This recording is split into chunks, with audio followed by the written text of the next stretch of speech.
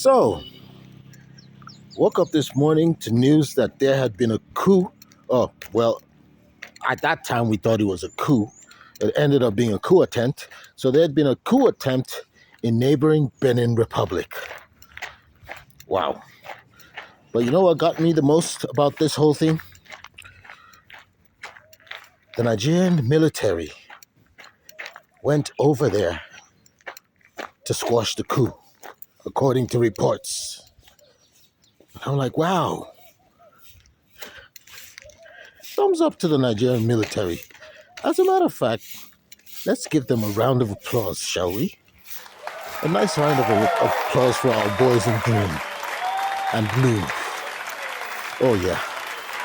The Air Force, the Army, well done, guys. Nice one. Did you think I meant that? I was being sarcastic, silly. This pisses me off, really. Now let me tell you why. First of all, it's an indictment. A serious indictment. Because this is further evidence. This is further evidence that what's happening in Nigeria is being allowed to happen. It's being allowed to happen. What more proof do you need? So, there's a fire, a raging inferno in your house. Your house is burning down. And then there's a little fire next door. And then all of a sudden, you have all the equipment to go to your neighbor's house and put out the little fire while your house is burning down with a raging inferno. Wow. What a thing. Nigerians, we need to hold these people accountable, seriously. We know that, this proves that there's really something amiss here. Possibly there's a problem with the person who's in charge, with who's in charge. Not that there's a problem with the person. I support the president whether I voted for him or not, because if he does well, we all do well, right? That's logical. So, I want him to do his job. But from all indications, now I'm not an APC sycophant here. I didn't even vote for him, to be honest. But he's not being allowed to do his job. It's either that or he's made a deal with these people. I don't know which one it is, but it's definitely one of the two. Where's Trump when you need him? I hear the Americans are here. They were in Benue State yesterday on a fact-finding mission. But you know what? I think the facts have already been found. Yes, they already know exactly what's happening. And any attempt to cover up what's happening is just pissing in the wind. They know. I mean, they've been gathering evidence for years. Or should I say they've been watching it for years. I wonder what, I haven't really been through the reports, but I wonder what that jabroni that calls himself the governor of Benue State had to say to the Americans. All that talk about how there's no genocide. You know what? Maybe there's more than one reason why people are getting sent to their maker. But one thing for sure is that there's a planned out, what word am I looking for here for? There's concerted effort to take out people, certain groups of people. And for whatever the reason might be, whether it's religious or not, it's a genocide.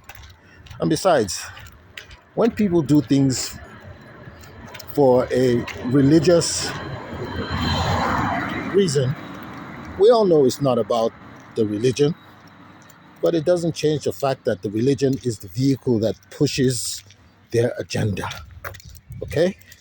So you need to dismantle that vehicle. So you need to handle it from that perspective. And in Nigeria, quite frankly, a lot of the skirmishes, well, no, sorry, I take that back. The massacres that go on, because these are not skirmishes, these are massacres. A lot of the massacres that are going on are mixed with two things. There are two key ingredients in these: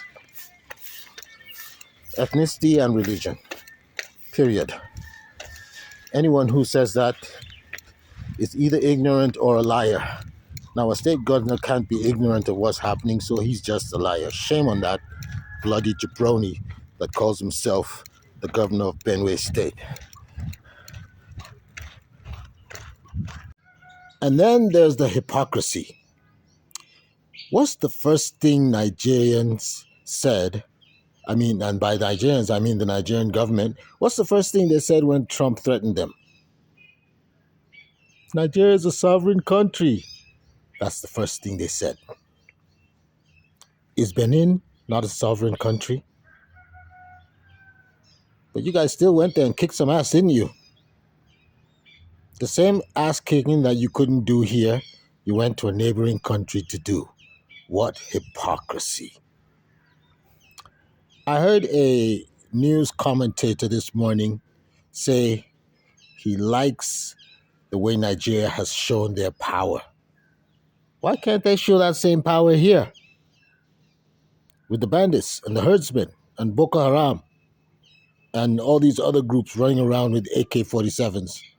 Why do they not have any power here? And then another one said, and this is the one that really got to me. He said this is his finest moment as a Nigerian.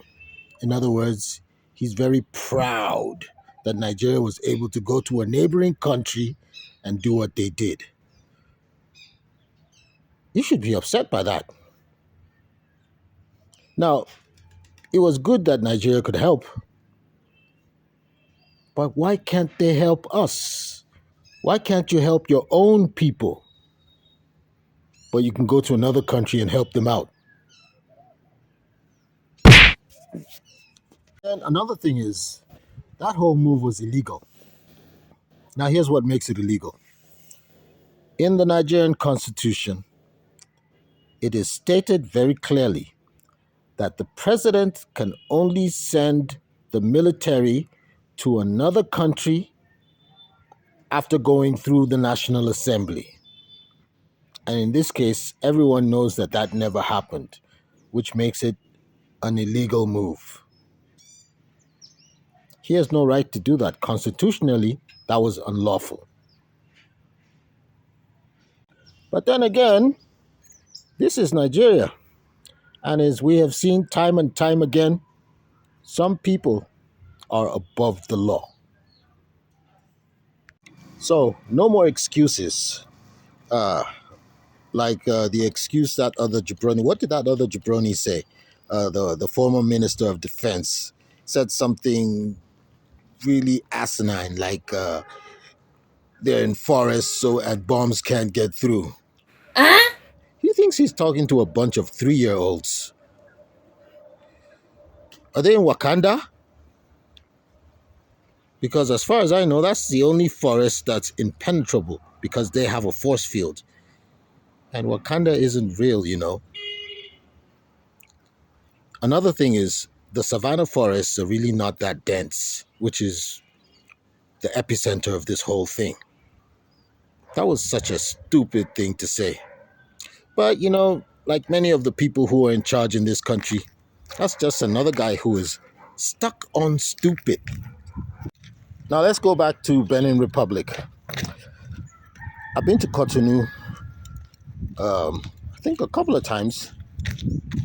The last time I went there was to buy, I've only been there once by road.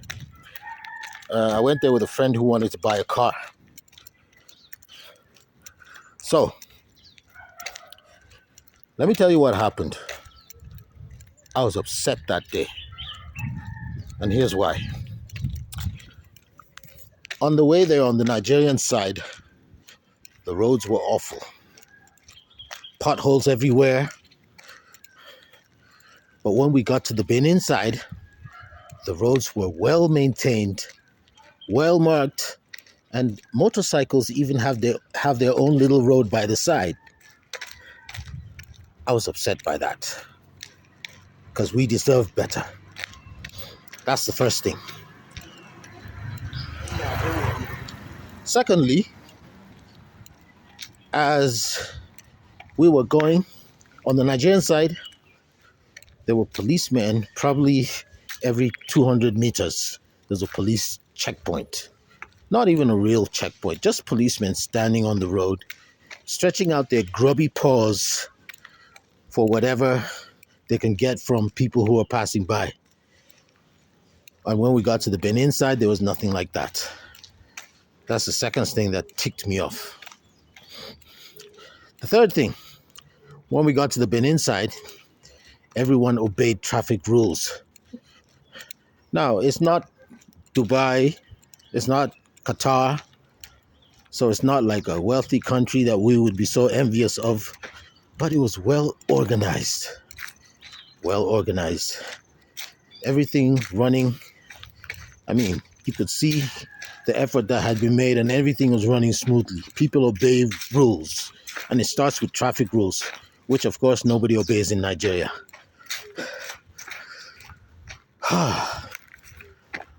And the fourth thing, when we got to the border, I was the only one who bothered to bring a passport. And I actually looked out of place. Meanwhile, that's the right thing to do. What a thing.